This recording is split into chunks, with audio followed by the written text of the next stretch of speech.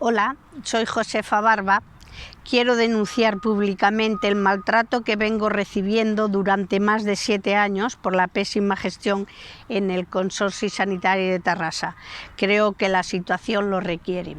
Yo necesito vivir dignamente y sin miedo a enfermar, sabiendo que seré atendida en un centro sanitario público con la máxima atención y por unos profesionales dedicados a mejorar mis enfermedades. Pido que los responsables velen por nuestros derechos tal y como constan en todas las normativas, Constitución, Estatut, Carta Europea, ya que trabajan, se comprometen y cobran para lo público.